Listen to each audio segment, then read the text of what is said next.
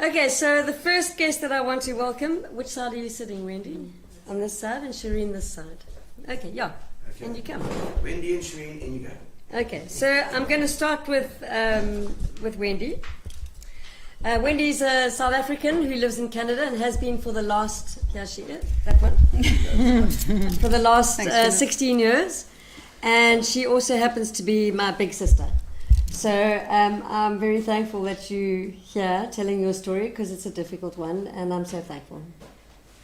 And then there's Shareen, who lives in St. Francis Bay, and she too has a very painful story to share, but she's she's just a dear friend, and everybody in the community loves her, and you're like one of the shining lights where we live, which is in St. Francis. So thank you for being here. Thanks. We really Thanks for having me. appreciate it. Okay.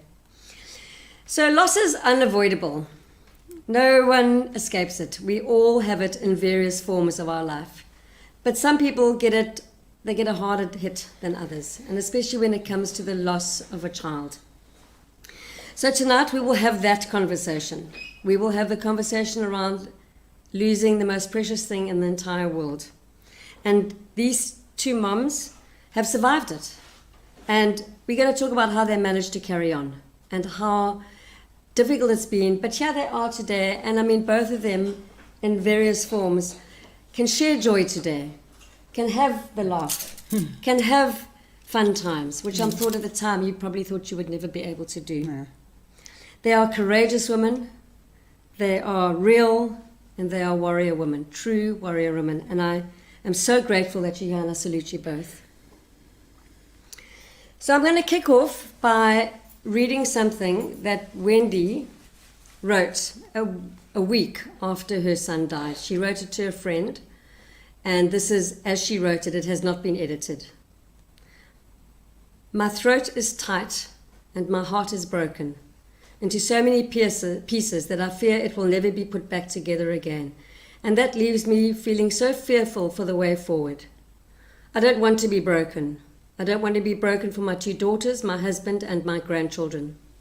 But I cannot see me ever being that joyful, optimistic, balanced mama again. And that undoes me all over again. I simply want to curl up into a ball and sleep. The looping thoughts are, I am his mother. It was my duty to protect him and take care of him, and I failed. I know that is irrational. He was 39 years old. But even so, that is how my heart feels. I hope his pain and sorrow and grief will become less excruciating, but I don't see how it can.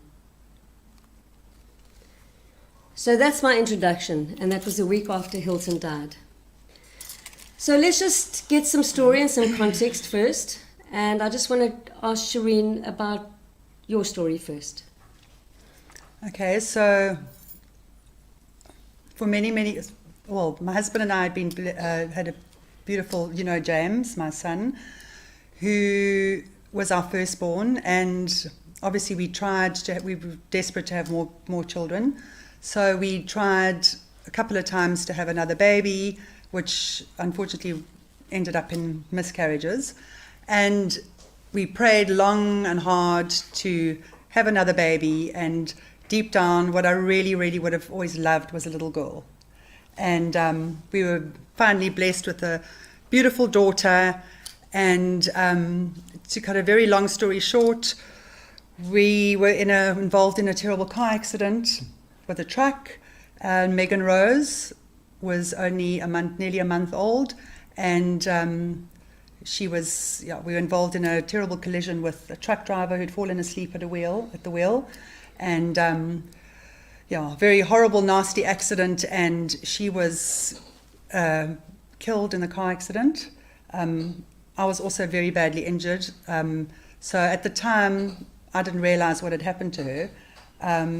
Only remember snippets of the accident, one of them being when I was in the ambulance with her on the way to the hospital. When the paramedic, I asked him if she was going to be okay, and he said to me, she was on oxygen, and he said, no, I think she's going to be brain damaged. And I was drifting in and out of consciousness, and we got to the hospital, and the doctor then came to me and said, you're going to have to say goodbye to your daughter now because she was declared dead on arrival. So it was just, yeah, it was a horrible, horrible, nasty accident. And our baby girl that we loved more than anything in the world was, yeah, sorry. No, don't apologise. So she was only a month old, and she was in my arms at the time of the accident because I'd been feeding her, and it was early hours of the morning, and it was just a freak accident. This truck driver, like I say, had huge rolls of pressed metal on the back of his truck, fell asleep at the wheel, overcorrected. The load fell onto the road, onto the highway, and my husband had no other option but to do the best that he could and try and save his family, and there was no ways that that she could have survived. So, How long ago? 2002, so Megan will be 20 now, this year in June. Thank you. When's? I'm so sorry.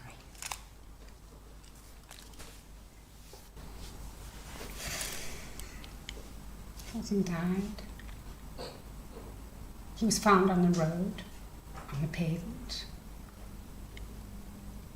on the 6th of December 2019, after being missing for 10 days.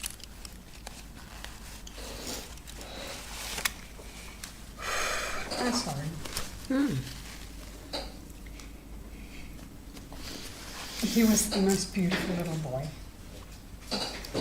He was the most extraordinary young man, but he suffered from an hideous, revolting, obscene disease of addiction. And in fact, he started dying long before he died.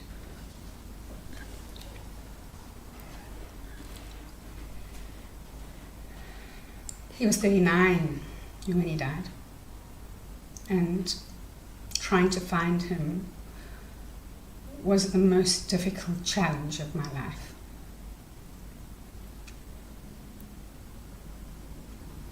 There is no way to describe the pain of losing a child, because they grow in our belly. They are a part of who we are. So there's a pain, a physical pain that we experience, that I experienced when Hilton died. There was a visceral response to his death that was excruciatingly painful. But I have to say that he wasn't just his death. We have become grateful for the years that we had with him. So yeah, that's the story in a nutshell, I guess. Let's take a deep breath. Yeah, sure. Sorry. Would you like a glass of wine? Why do Yeah. we apologize? We shouldn't Crazy. apologize, We apologize. 100%. We don't need to apologize. So, the pain is still very real. So the question I want to ask both of you, and whoever wants to answer first, is how does that pain, that numb pain that first happens, which I'm assuming that it is, to today, like, does it get any better? Does it change? Does it morph? What does it do? I don't know how you feel, Wens, but I think that the whole, when people tell you, oh, time heals and gets better with time, it doesn't get better with time. It just gets a little bit different. So you just learn to deal with it a little bit differently, and you adapt and that. But I can honestly say that not one single day goes by when I don't think of Megan Rose. Not one single day goes by. So it'll be tiniest little thing, and I always, you just learn to deal with it differently. So time, and do you agree, Wens? Like, time doesn't heal, you just learn to Navigate. live with it. You just learn to navigate, you just learn to live with it, and little things will set you off. Some days you'll have better days, like some days I can speak factually and openly about, I can recall exactly what happened, and I can tell people the story and not shed a tear. And other times I can't. So, yeah, I don't know. That's how I feel. It just doesn't get agree with you. easier, it just gets different. So, yeah, if I'm making sense. No, You're you are. absolutely making sense. There's a wonderful graphic. I don't know whether you ever saw it, of a bottle, and inside the bottle is grief, and it's a big ball in the bottle, and it takes up most of the space in the bottle. And the graphic goes, and I'm paraphrasing now, the ball doesn't reduce. We just grow around that ball. We grow more around that ball. And that grief becomes a very integral part of who we are. And I mean, I think that it's about giving ourselves grace to feel what we feel, to be what it is in that moment, and learn, for me, and it's my experience, is for me to learn to live with grief and gratitude side by side.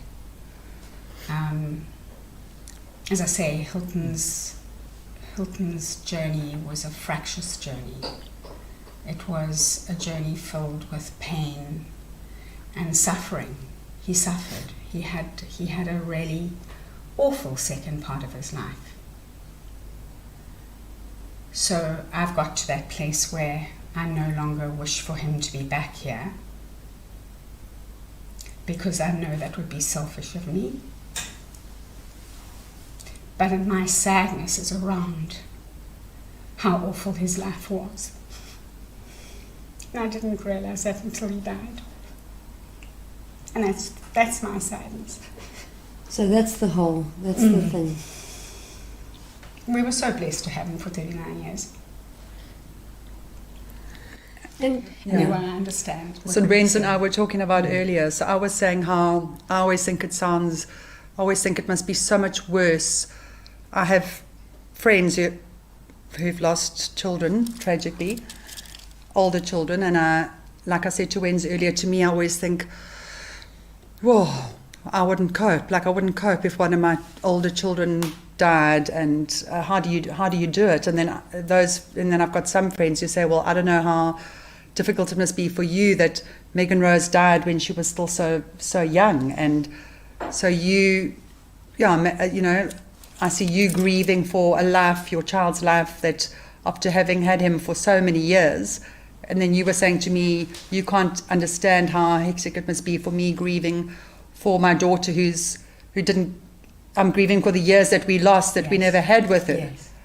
Yes. So it's And that's the thing about grief, Sandy. It is it's different for everybody. so personal. It is such a personal journey that needs to be honored for what it actually is. And so what is grief? It's a big, black, ugly, horrible, revolting, horrible thing that should never ever happen to anyone. It's something that just changes you as a person and just takes the life out of you and just wipes you away, and everyone deals with it differently, but it just never ever goes away, and it just changes your life. And what is it for you? It's excruciating physical pain.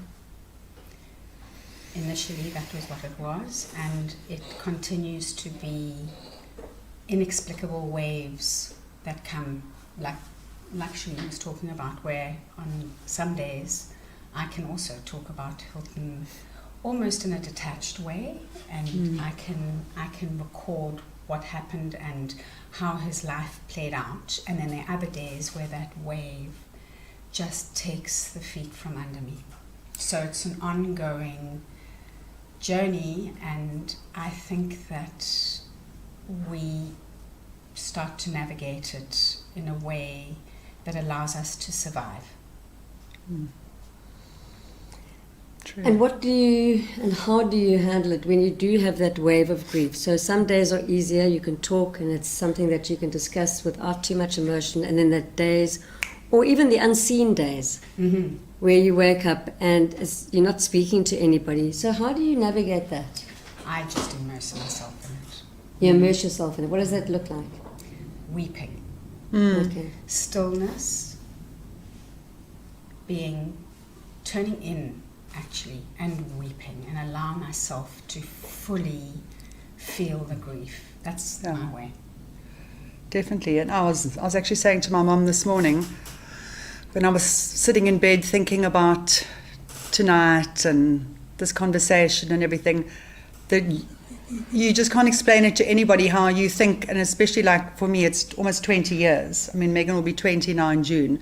That it just comes. Mm-hmm. It's like floodgates that open, and sometimes you don't even realize that you're crying. You don't even know that you are, and you just have to. And I'm blessed to have the most amazing family and incredible friends and husband, and that who just get it. So I'll have days where something will trigger me off, and I will not want to get out of bed, or I will just that raw sobbing, and that, like you said, that weeping that just comes from here, that you just can't control, and you just have to, like you say, embrace it. You just have to immerse yourself in it, and just go with it, because there's nothing you can do. There's nothing you can do about it. Did either of you get support aside your family? I'm talking about professional support or religious support, or, I mean... Yeah, I did. Incredible support from my family. My mum had also lost a child, so she totally... Yeah, exactly. Same as your mum.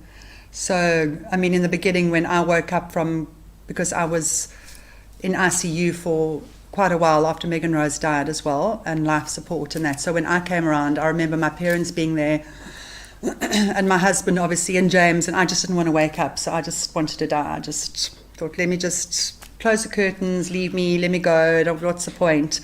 And I remember my mom and my dad saying to me, you can do this, because they'd been there and they knew, and they knew exactly what I was going through, and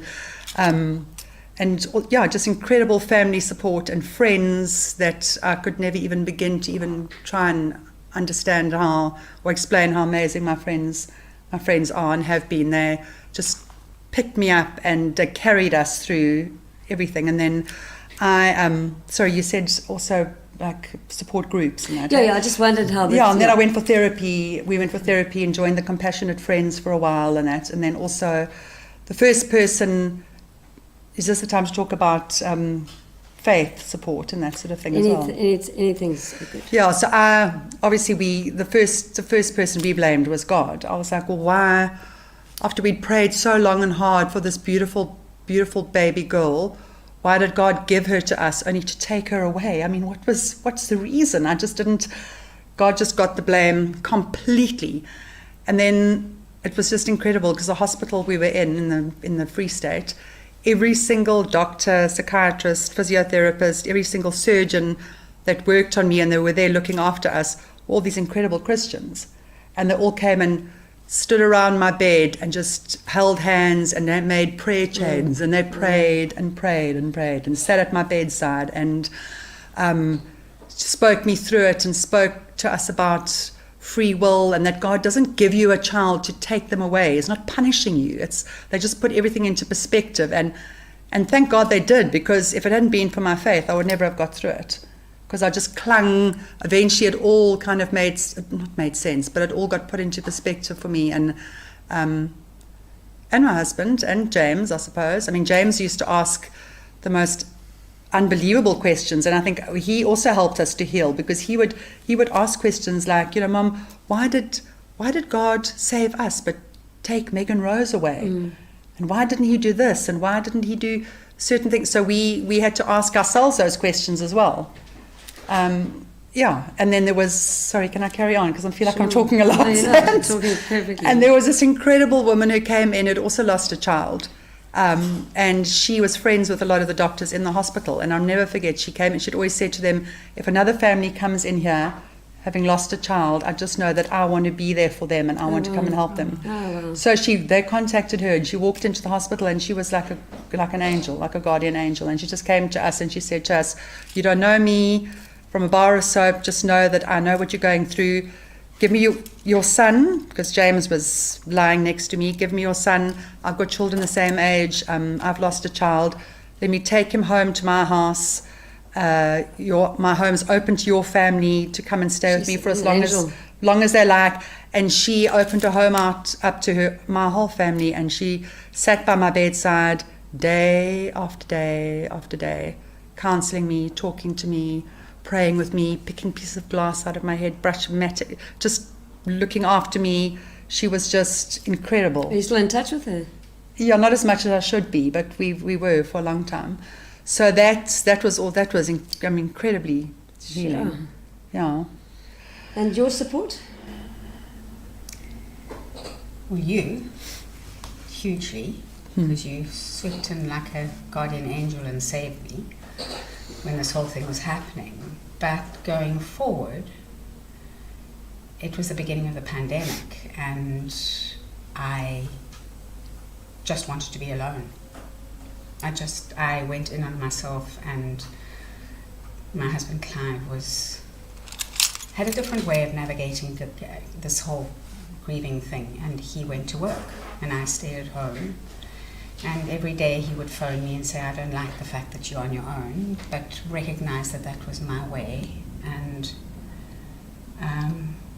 my sister Carrie, whenever she could, she would come and sit with me. She would check in on me. My mum, as we know, lost our brother, so she had survived the loss of a child, so I had huge insight into that too. But what was interesting for me is I thought of going to Compassionate Friends, and I never got myself to do it. And I don't really know. I didn't really think too hard about it. I just followed my instincts. And my therapy was, and I have very little memory of it, was putting together a life book of Hilton. So I found photographs from when he was born, and I am not very internet savvy, but I managed to use a company that makes books. And I wrote a little bit in the book, and it took me about 6 months to make the book, and I don't have much memory of it. But I have the book. I have the book sitting on our coffee table that we can look at whenever we want to. And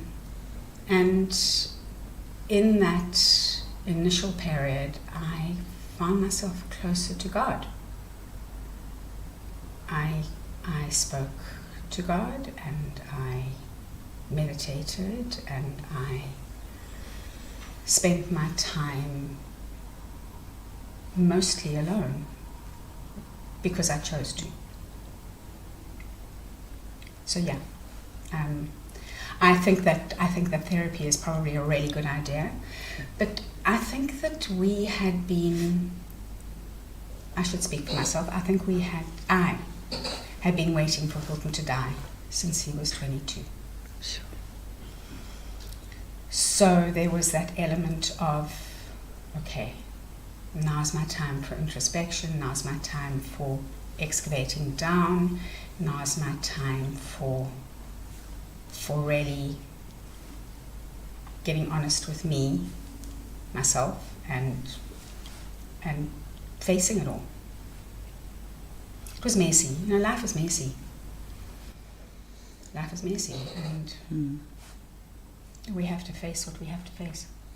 So how did you, if you can even articulate this, but from being in that space to getting to where you are today, where you can have joy and you can laugh and you can interact and you can find moments of fun, even though you wake up every single day and you think about Hilton and Megan Rose. How do you get to here? Is it time? You first, Wendy.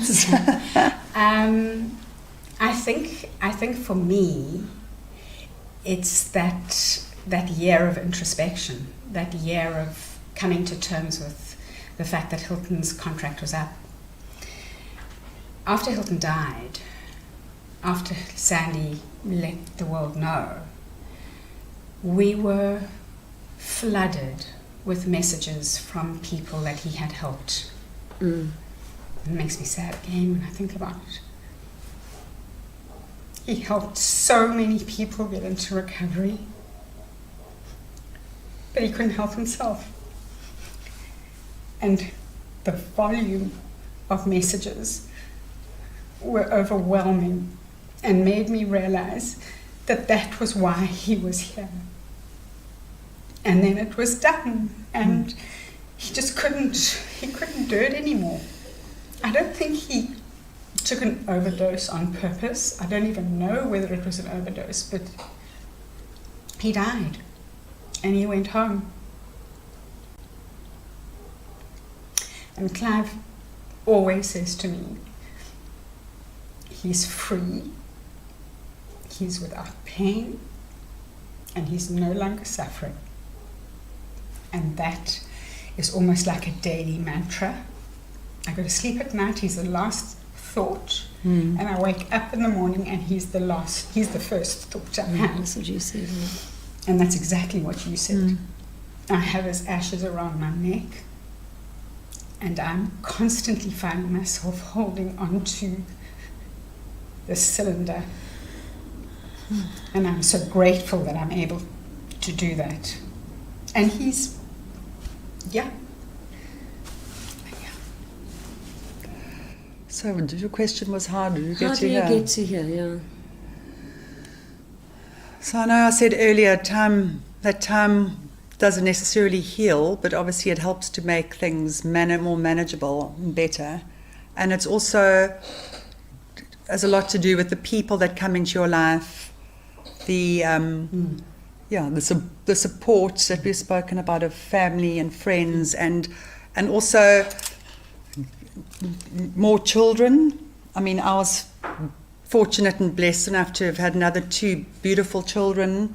Not that they're ever replacement children, because that's a big thing. And a lot of people will say, "Oh, you have to have another child quickly." But I mean, I remember in the early days, soon after Megan died, I think to myself, "You have manic stages that you go through where you actually lose your mind a bit." And I used to think, maybe if I just have another baby quickly, I'll just pretend that she never died. Like, I can just leave her nursery like this and just pretend that it's her, or, it took me ages to clear out her room and that. But no child's ever a replacement child.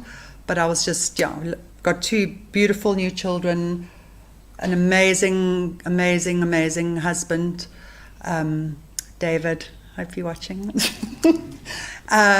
And just family and support and amazing friends, and just people that get you through, and that you just realize that you have other things. You do have other things to live for. You have your other children to live for. You have your family to live for. You have to just carry on. You have to just carry on. There's a big element of people carrying you. I remember when Sandy went to identify Hilton and came home and told me that he had gone, how she carried me. And we were in Durban and we went back to St. Francis, and my friend June didn't even ask. She just got in an aeroplane and came. My cousin and his wife just drove up. My brother and his wife just drove up, and they held me. That holding, I think. Yeah.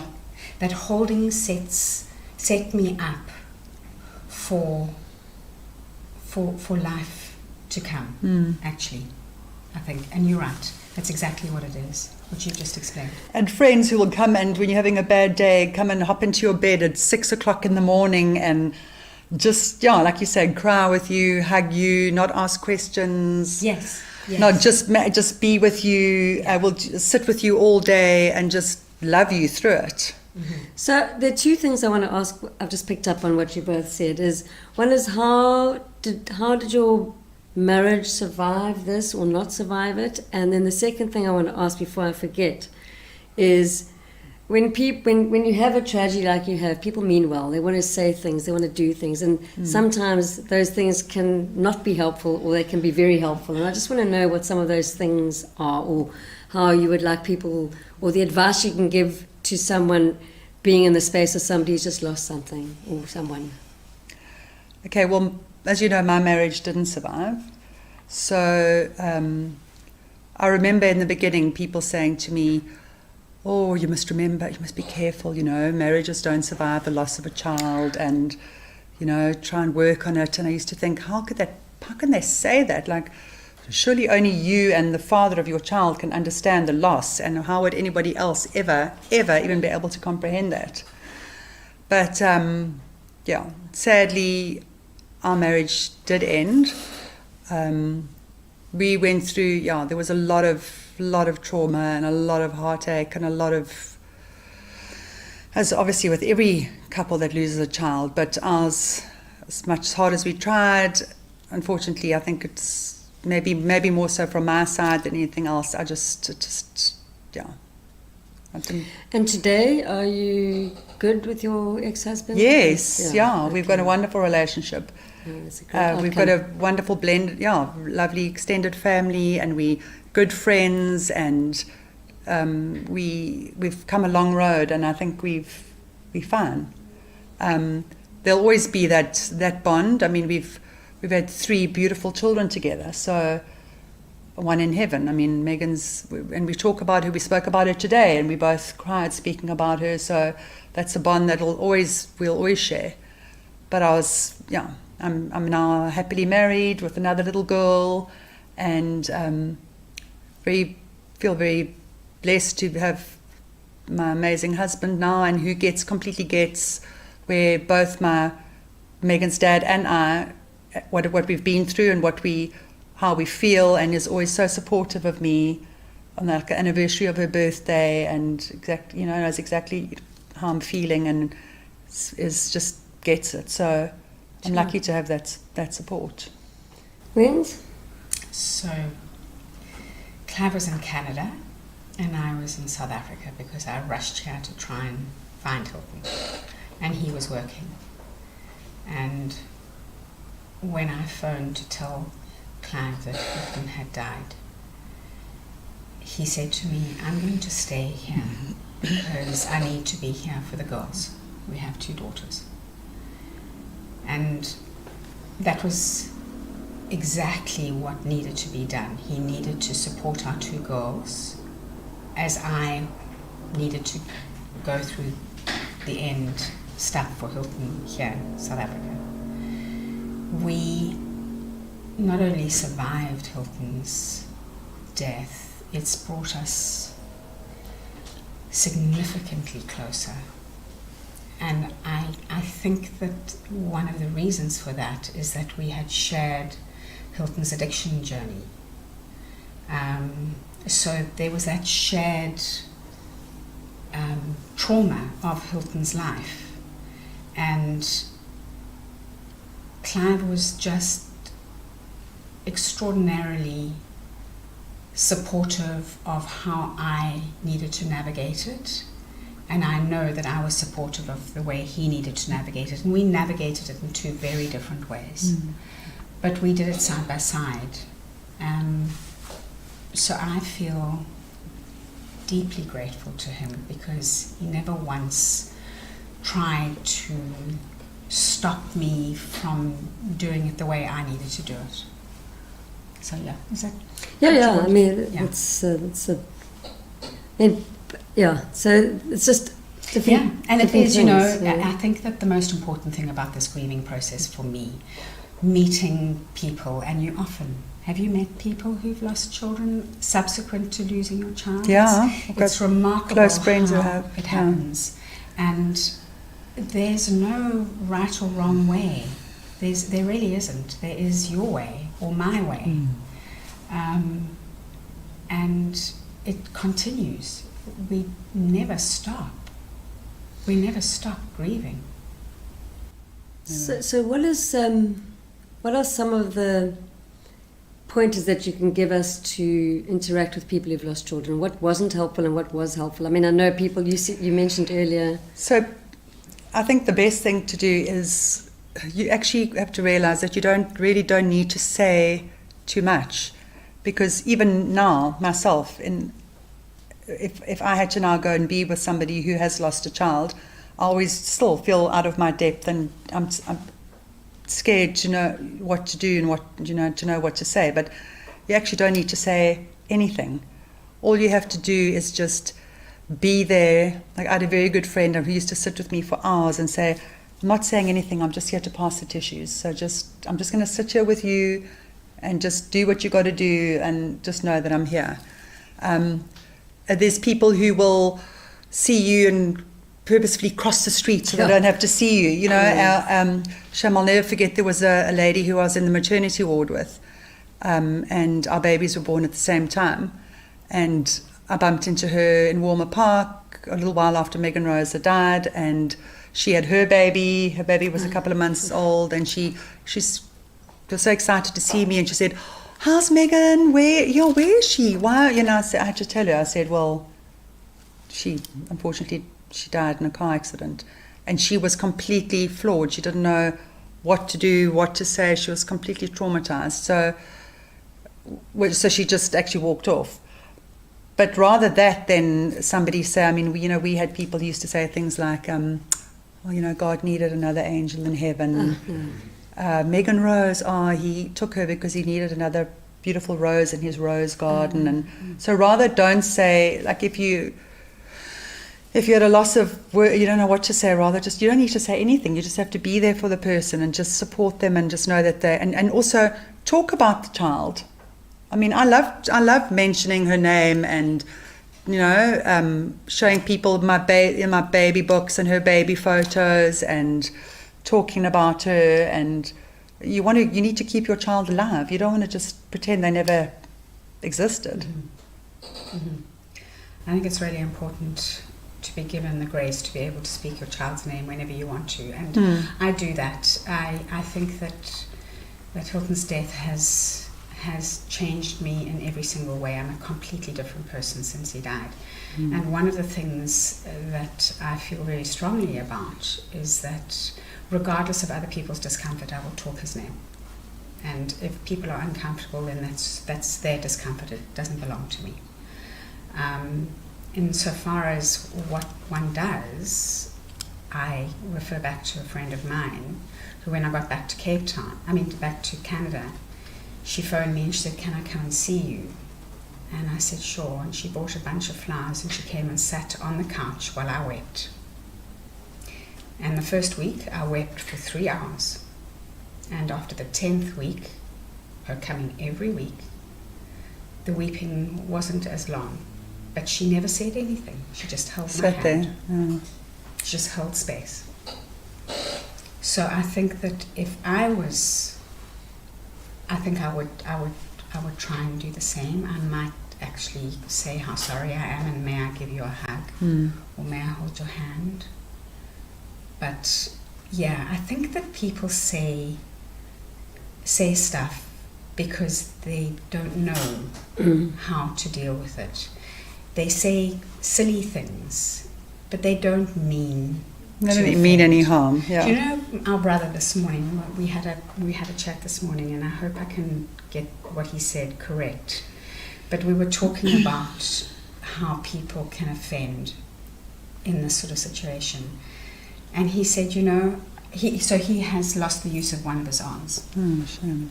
So he is often exposed to people trying to make him feel better about the fact that he's lost an arm. And he said, "I never get offended by anybody saying anything to me unless they're meaning to offend me." And that was such an incredible It's a good way of looking at it. Yeah. People don't intentionally mean to hurt you when they say things like that. So then you don't, basically putting their foot in it. So. Yeah, because they don't know how to deal with it. And that's why I think it was important for Sandy to begin at the beginning to say that there are no questions that are or out of bounds, because I think that this is a subject that should be spoken about more. Yeah, I think that both of us said that this is completely out of our comfort zone. But if it can reach someone, anyone, and allow them to feel not so alone, then it's worth doing. How do you honor Megan Rose today? Like on anniversaries or moments, or how do you do that? We're talking about we were chatting about it earlier. So on her birthday. Like I said, she'll be 20 in June. Every single birthday, I've got a beautiful big blown up photograph of her, and I make a little, almost like a shrine type thing. With our tribute. We light a candle, and I've got her photograph, and a friend of mine made me a beautiful hand-painted ceramic tile with her name and in loving memory of Megan Rose and her birth date and the date of her death. And we light a candle, and we, just, I don't want to say celebrate, but I have had one, actually on her 18th birthday, I had a group of really close friends who came around, and David was away, working away, and I was on my own, and they just knew that they had to be there. Because, I mean, your 18th birthday, and I've got a lot of friends whose daughters were also celebrating their 18th birthdays at the time, and, matric dances and that. There she is. Oh, that's it, yeah. And they came round, and they brought platters and snacks and champagne and wine and cake, and we had a celebration of her 18th birthday, because it's quite a big milestone. So, I always celebrate her birthday, and then just there's little things, I suppose, that I do without even realizing it. I've got a memory box at home with, obviously, her, her baby book and her baby photographs and all the cards we got when she was born, and some of her clothes that I was never able to give to anybody else that she wore, and a gratitude journal. It's Wendy, you spoke earlier about gratitude. So in the depths of, like in the early, soon after she had died, when I saw no way out, I think I was watching Oprah once, and she said, when you're really in the darkest place, what you actually need to do is start a gratitude journal. And every morning, just wake up and write 5 little things that you're grateful for, whether it be, my husband brought me coffee in bed this morning, I woke up. It's raining, or James came in and gave me a cuddle, or whatever it is, it can be silly little things. And I just used to do that religiously every single day, and I call it Megan Rose's gratitude journal. And then and I took it out, and actually when you start going through it, you realize, wow, like I can see the light. I can get through this, because there's actually so much to be grateful for. Tiniest little things. And did that happen to you with the book that you made for Hilton? Was that your... I don't remember. Oh. I don't remember 2020 very much. But in terms of honouring him, I speak to him every single day of my life. After I've meditated, I will speak to him aloud. I also have a photograph and a candle, and they're those. And the tree, Vince? Yes, the tree. So it was Sandy's suggestion, actually, that we should plant a tree. And so it grew, and Sandy's tree was the first one that was planted in St. Francis in a pot. And we went back to Canada, and we planted a tree there with our family, just our nuclear family. And then everybody that asked, Sandy's friend Lizzie planted a tree for him in Spain. Wow. And there's a whole forest. A friend of ours in Cape Town, in Canada, brought a tree to my daughter, and she planted the tree in her garden. So that's a tangible way of honouring him, and it's growth, it's life, I guess. Yeah. So, are there any questions that you two want to ask each other? I don't know. We spoke so much earlier. We covered everything. It's just, for me, it's not a question; it's a statement. There's such a connection when I meet somebody who understands and has full insight into what I've been through. There is this intangible connection that happens instantaneously. There's a way Shareen hugged me. Just the way you hugged me. Just when we met for the first time, before we'd even had a conversation. It's almost like an acknowledgement. It's a bond. It's a bond. It's an honouring and an acknowledgement, for sure. I also wanted to just go back to your kids. You both have other children. How has it affected the relationship with your other kids? I mean, obviously Katie wasn't born, but So with yours. Yeah, well, James was born. Josh was only born later. Yeah. Sorry, Sans. No problem. But James was obviously 5, and him and I have come a long road together because he went through a hell of a lot of grief. I mean, he saw me nearly die, and he actually saw his sister die because when we got to the hospital, he actually held her while he didn't realize that because he was besotted with her, and he didn't want to let her go. So she was in the room next to me with her dad and James, and he wouldn't. And so Brian said to him, "You have to say goodbye to Megan now. The doctors have to take her away." And he just said, "No, Mommy, no, I don't want. I want that to see the angels take her to heaven." So he wouldn't let her go. So that was very traumatic, and he couldn't understand the whole thing. So him and I have come a long road, and he was one of the main reasons why I fought to live so much, because I thought I've got this amazing child who I've got to live for, and he pulled me through mostly. And then after we sort of started healing and that, we were blessed with this gorgeous Josh, who was just it was almost like God had given him to us, because he was just this most healing child. I can't explain it. He used to walk in and he just got me, and he used to take, when he was about 2 or 3, he used to take my face in his hands when I was crying and go, "Mommy, don't be sad. Everything's going to be fine. Everything's going to be okay."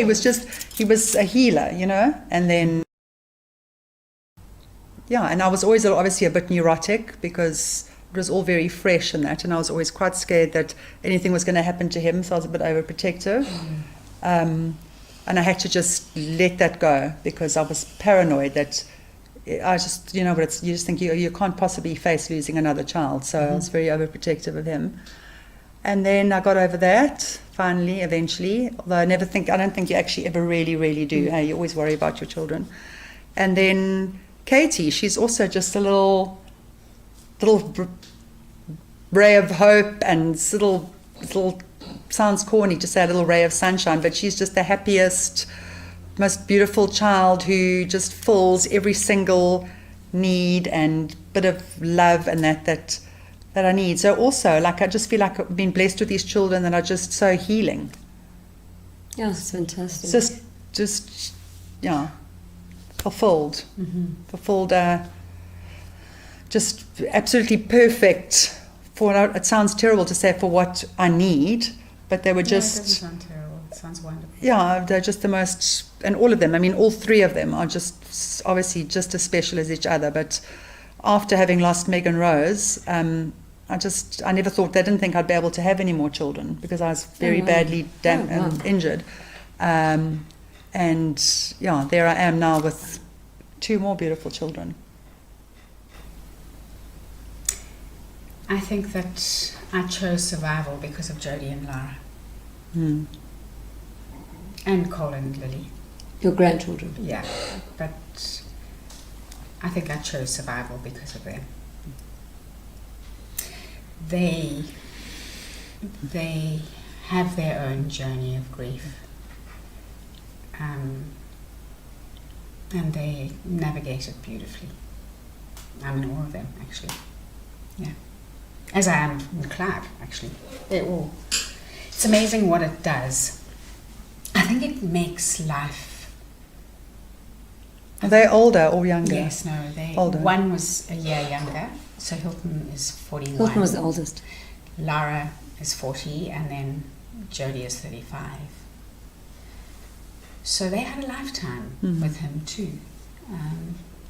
And the journey of addiction, which is so multifaceted and so layered and so traumatic in so many ways. So what's the one thing, or what would you say to somebody who has come to you for some advice early on in the loss of a child? they've come to you and they said, you've lost a child? Nobody's actually really even asked me that, so I don't know about you, Wens. Oh, it's such a difficult question. It's I mean, a really no. good question, Sally. I think that if somebody came to me having lost a child, I would just hold them. No words. No. Because I have got very close friends who have lost children, and teenage children, and it's been tragic. And I hope, I'd like to think that I have been enough for them in that time, but neither of them have actually obviously said, what do I do, or what can you advise me to do? But I would just like to think that I have been there and fulfilled some sort of comfort in that, because there is nothing really, there's no right or wrong. So I think they know, they have to just know that you know their grief, you know their rawness, you know that there's just the horribleness of it. That's the only word I can think of. And just by being there, and like Gwen says, just holding, crying with them, being there at supporting them through the goodbyes and the funeral services and the after, especially once everybody's gone off and everybody's getting on with their own lives, that's the most difficult time. That's when you really need to be there for someone, and keeping their child and the memories of their children alive, and just speaking their name, and being there to listen. It's a very difficult one, because there's actually nothing that you should. I don't think there's anything that you should actually say. Do you know what I mean, Wens? Yeah, for sure. I mean, you can say, I'm sorry. You're not going to say, obviously. But there's very little really to say. It's just, if somebody comes, then it's about holding space for them and knowing that they have someone who understands. So just bring you back to now and where we are. Take a deep breath. Is what brings you joy now? What brings us joy now? Just, I suppose, my family, my amazing family, where I live, my incredible friends, people, just trying to get as much joy out of life as I possibly can. And I won't lie, I do suffer a lot with anxiety, and have to be on certain medications and that, because I definitely think it does leave a part of your heart. It does change you forever. You're never going to be the same person that you were. I mean, I think I used to be the most spontaneous, free, sort of spirited. I still love life, but I used to be far more relaxed, far more easygoing, far more not worrying about consequences, less cynical than I am now. Now I know that crap things that can happen in life that you never think are going to happen to you. I know that stuff happens. You cut through. And so, and I wish I didn't. I wish I could lose all of that and be as free-spirited as I used to be. But I still find joy in life. I mean, obviously I've got an amazing family. I've got a beautiful husband. I've got beautiful friends. I live in like I said, a beautiful place. But there's always something that's not quite there. I think you'll always walk around with the heaviness, and part of your soul or your heart is gone forever, and it's never going to. I don't think it can ever come back. Sure. I don't know. Hopefully, do you agree, Wendy, or not? Yeah, I think that It just changes you. Yeah, I am, as I said before, I'm a completely different person to the person I was before Hilton died. And I think that I've learned to find joy in the simple moments and the simple experiences, and that's often around family and really close friends. So there is joy, but joy, I've learnt or come to believe is it can be a transient emotion because there's the layer of loss.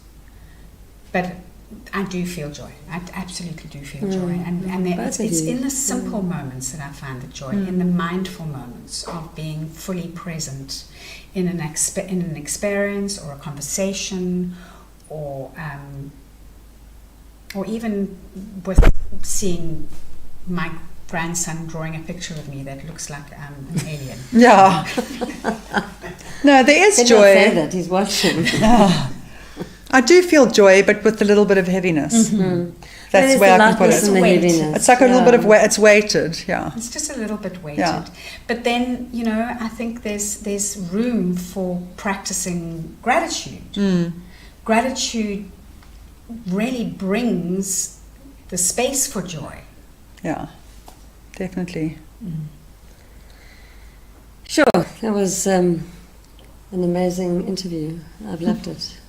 Thanks, Sans. I've loved it because you're so you're so honest and you're so raw, and because it can help so many people. Hope so. But I want to just finish this section off with something that Wendy sent me, which I think is such a beautiful piece of writing. Grief is a practice, not a problem to fix. It's a practice of holding on and letting go, of letting in and letting out, of falling and rising and speaking and listening, of honoring and living, of trembling and soothing, of carving out a space for love and loss to coexist in our heads and in our hearts. It's the practice of being human. And thank you for being human tonight. Thank you for giving us your raw emotions and for allowing me to get a glimpse and share a glimpse of what really happens when things are so flippin' tough. And I really, really, really appreciate it. And I hope that it wasn't too difficult, and I hope that I'm very grateful. It wasn't. Yeah. Oh, so we've got so many people coming on. Oh wow. Okay, Tanya, loved your dare to share. Fiona reads, hello Sans, Tanya, thank your dare to share. This is a bit, thank you. You handle these challenging, so difficult. Oh, that's wonderful. Thank you, Tanya. And then Wayne Jepson, thank you for sharing this. Meryl Thompson, such an incredible woman. They are. The vulnerability is definitely from God, that's for sure. Fiona, what a conversation. My heart goes out to you both. Thank you for your candor. Where are we? Linky, sending love. My heart is with both of you beautiful moms. Thanks for sharing. Wow, everyone's just pouring out here. Thank you so much. It's so good to hear. There you go, such a hard conversation, deep and profound. So I hope you, Wendy and Shareen, you're feeling that you've shared and you've been, very, not enlightening is the word, but, you've shared pain, which is, and then Bella, Michelle, you're amazing. Thank you. Is there anything else that you would like to say, anything before we close out and before we invite our last guest to come on for a story? No, I'm just grateful. Me too. I can't even remember the beginning of the conversation. That's what happened. I hope I told I hope I you did. Was okay, but it was. Well done, Sans. Thank you. And you can take your wine outside now and go outside. And listen to the next story. Thanks, Sans. Thank you. Thanks, Sans.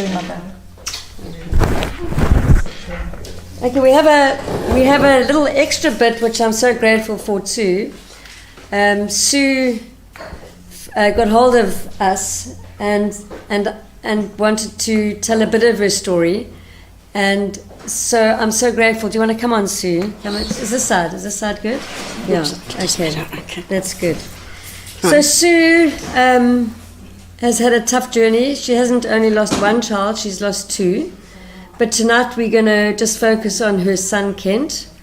And she's got a story about, when people die, we often look for signs. We look for, or we find feathers and we say, oh, this is my dad. But Sue's got an extra special story to tell because this is a beautiful story. Sue not only loves animals, But As did my children. As did your children. And when did Kent pass? 2018. So it's still very raw for Yeah. you. But would you like to just share this beautiful story? I would. I'd love to. First of all, let me say thank you to these two ladies. I concur with almost every word they said. I wish I still had other children for comfort, but I don't. I've got friends. And I've got a new friend. The story is about my son Kent, who used to live in South Africa, went to school here, and went to the UK, married, went to the UK about 2006 or so. And do I look at you or at that? No, you can look at it. That's better if you look at the camera. Okay. The marriage didn't last, unfortunately. It was an amicable divorce. And Kent lived on a golf estate where he had his own business. He was a business coach and helped so many people. Gosh, changed their lives, in fact. In 2016, he was diagnosed with glioblastoma, which is a virulent, incurable form of cancer, and lived for 26 months after that. Living on the golf estate, adjacent to that was a golf club, and that's where he had his office, so he was able to just walk to and from work. And his business partner was a wonderful, wonderful, my earth angel, one of the earth angels, a business partner called Natalie. It was a beautiful golf course, and there were creatures around, including swans. Often saw them as we went walking around. But 2018, towards the end of November, I got a phone call. Ah, there he is. See the Springbok jersey behind him? I see that. That is about 2 weeks before Kent died. Oh, He didn't speak anymore, and I've just remembered something. Remind me to say about him not speaking. Okay. Anyway, Natalie phoned me at about midday and said, Sue, Kent's had a seizure. When can you get here? And I said, I'll come tonight. So I flew that night and landed in England the next day. Went straight to see Kent, and although he couldn't speak, he certainly recognized me and squeezed my hand and sort of mouthed, which was lovely. Went home, and I was staying in his house on the golf estate. And the next morning when I woke up, I looked out of the window, upstairs window, down onto a putting green that was in front of his house. Early morning, and cold in December in England. I said November, end of November. There was a beautiful swan, a white swan, and as I looked at the swan, it raised its wings, I nearly said arms, wings upwards, so beautifully, and I was so moved, and I spoke to the swan. I don't know if any of you speak to animals. We speak to animals a lot.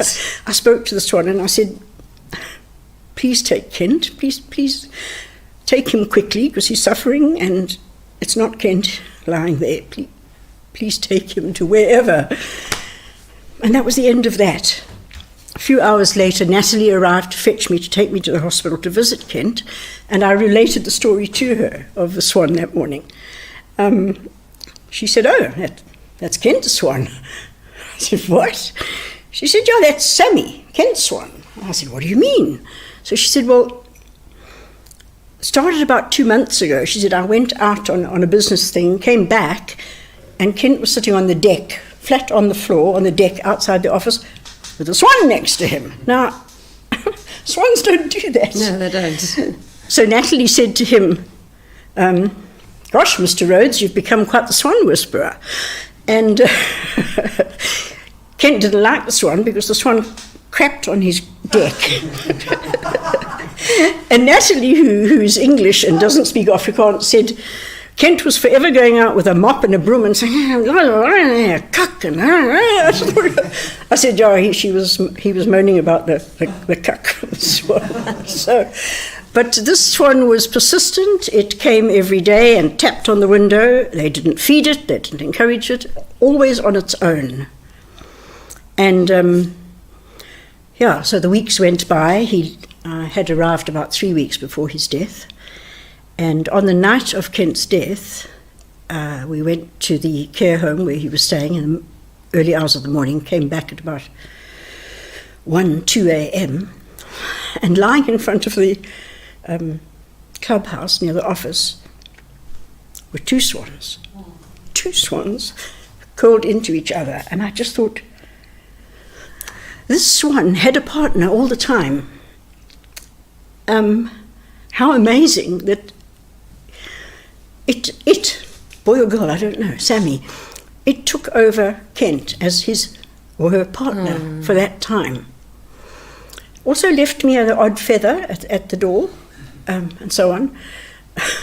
The funny thing is that one day I picked up the feather and took it to Kenton Hospital, and I said, "This feather comes from Sammy." And he looked at it and he went, and he used it to clean his teeth.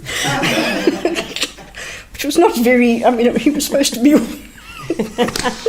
Anyway, it's not quite the end. Gary's put up that photo because after the service, we had a celebration of life, not a funeral, and after I was back in South Africa, about 2 days later, Natalie sent me that picture that Gary's just put up, if you just do it again, saying Sammy and his friend, her friend, came and sent us swan love. Oh, and I just, of course you don't want to lose a child, of course you don't, but there was a kind of closure in the fact that I had brought this child into the world and I was with him when he left the world, and the swans were just a link between that world out there that we don't know about and this world that we're so much in. It's such a beautiful Yeah. story. Yeah. And I wanted to say about him not speaking, those of you who are South African will remember a program on TV called Liver Hexie. I don't know if you do. Any of you remember Liver Hexie? I was sitting next to Kent's bed in hospital one day. He hadn't spoken a word, and I thought, I'm never going to hear his voice again. And I started singing Liver Hexie, and believe it or not, he finished the song. En ek was al op die maan. He did. He finished the song and I heard his voice. Sure, so that's just a very tiny snippet of my long story. My daughter Judy has also died, and that's a difficult one, so we won't go into it tonight. Thanks, Sandy. No, I'm not finished with you. I wanted to show you. Kent was my friend from Keith Ian Foree. Yes, a beautiful soul. I was one of his mentors, and a gentle that lives on in me. Thank you, Keith. There That's you go. wonderful. The lady who was here earlier, Shareen, who Yes. told about her baby, Yes. she and Kent used to play together as kids. Oh, how's that for a link? In Mount Croix and at St. Francis. So we're all linked. Lovely. We're all linked. And here they are around my neck. Around your neck too. Thank you. Yeah. Sue, thank you for coming in, and thanks Thank for putting your hand up to contribute. I think it's so wanted to make valuable. us smile about the cuck. No, and you did. And you did. But we also know, I'm never going to look at a swan without thinking of Kent. That's Thank for you. sure. Yeah, Sammy the Swan. Whether he was gay or straight, I don't know. mind. He was a swan. It can be anything, as long as there's love. As long as there's as long love. as there's love at the end. Thanks, Sandy. Thank you. So yeah, thank you, Sue. Okay. And just to end off, and I'm looking at Wendy and Shareen, they're not going to be here, but there is no word in the English dictionary for a parent who's lost a child. There are words for widows and widowers, but there is no word for a mother or a father who have lost children or a child. And in that space, I wish you all peace, and I wish you love, and I wish we would find a word. But I think the biggest word is that there's love. Thank you. Thank you very much. Ladies, I'm so glad that you took this one. Yeah, because I don't think I would have made it through that. Sandy, Sue, thanks Wendy, ladies as well. Shareen. Wendy and Shareen is backstage at the moment as well. This has been a fantastic Come on, Sandy's with Coffey your Break. wine. Bring your wine. Come through, bring the wine. We got the wine. I ran Sit out on my of knee, drink already. Shareen. There we go. Thank you to the There ladies we for go. coming in today. It's been we've had a fantastic sharing session and lots of tissues and stuff going on. And one. And thank you so much to Sandy for No, putting this thank on you the for video. giving us this platform. Amazing, and we Thanks, will have thanks. many more Sandy's Coffey Breaks.